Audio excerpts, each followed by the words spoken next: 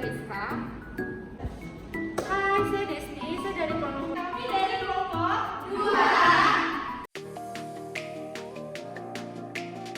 2. Interaksi antara individu dengan suatu kelompok merupakan hubungan timbal balik yang dipelihara oleh seorang dengan suatu kelompok untuk mencapai tujuan bersama. Dari interaksi antara individu dengan kelompok akan tumbuh kerjasama, perasaan saling membutuhkan, dan saling peduli yang sangat penting dalam mewujudkan kehidupan bersama yang dinamis. Dalam suatu kelompok yang terdiri dari kumpulan individu yang berbeda-beda, pastinya setiap individu memiliki tujuan masing-masing mengapa mereka berada di kelompok tersebut. Berikut ini adalah tujuan individu dari sebagian besar anggota kelompok kami. Yang pertama, mengembangkan skill kemampuan setiap individu. Yang kedua, memperluas relasi yang memiliki ketertarikan di bidang yang sama. Ketiga, menambah pengalaman. Yang keempat, mendapat wawasan baru dan ilmu pengetahuan. Yang kelima, mengembangkan ide dan imajinasi. Dan yang terakhir, menambah pembelajaran bagaimana cara mengatur pembagian tugas atau peran dari setiap individu dalam suatu kelompok. Kemudian, kelompok kami yang terdiri dari kumpulan individu ini saling menyampaikan pendapat tentang apa tujuan yang ingin dicapai oleh kelompok kami atau tujuan bersama yang ingin dicapai oleh sekumpulan individu ini. Kemudian disepakati tujuan yang ingin dicapai kelompok kami adalah sebagai berikut. Yang pertama, mengatasi terbatasnya kemandirian dan kemampuan pribadi untuk mencapai tujuan bersama. Yang kedua, mencapai tujuan bersama dengan batas waktu tertentu. Yang ketiga, dapat membuat gagasan atau pendapat yang lebih berkualitas.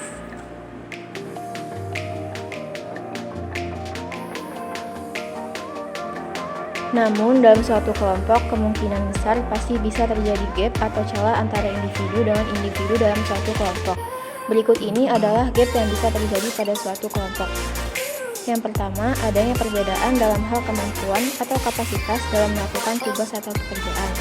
Yang kedua, sikap atau attitude seseorang individu dengan lingkungan sekitar dan berdampak pada lingkungan sekitar. Jika masyarakatnya positif, maka mereka atau kami juga lebih suka menilai positif dan membantu lainnya. Yang ketiga, time management setiap individu berbeda, memungkinkan kesulitan interaksi antar kelompok. Dan yang keempat, rendahnya teamworking sehingga persoalan-persoalan di kelompok tidak sempat teratasi.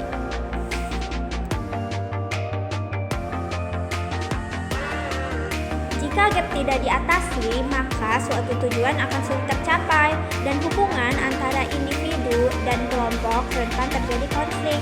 Oleh karenanya, gap dalam kelompok harus diatasi. Berikut adalah cara mengatasi gap. Yang pertama, seeking information and opinions. Kita harus saling mengenal satu sama lain dan melakukan diskusi untuk mendapatkan tujuan yang sama. Yang kedua, giving information and opinions. Sebagai anggota kelompok, kita harus bisa memberikan wejangan, saran, atau opini kepada anggota lain. Yang ketiga, summarizing. Kita dapat meringkas saran yang telah diberikan untuk mencapai tujuan. Yang keempat, evaluating. Kita melakukan evaluasi dari apa yang telah dilakukan agar semakin baik dalam melakukan tugas yang diberikan, serta untuk mengetahui apakah tujuan tersebut tercapai sesuai dengan apa yang telah kita inginkan. Yang terakhir yaitu coordinating. Kita melakukan koordinasi untuk dapat menyinkronkan isi pikiran setiap individu dalam suatu kelompok.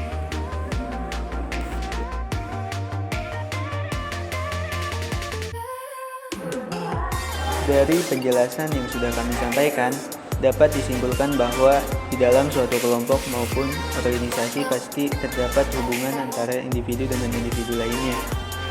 Di dalam suatu kelompok, setiap individu memiliki tujuannya masing-masing yang pastinya berbeda-beda.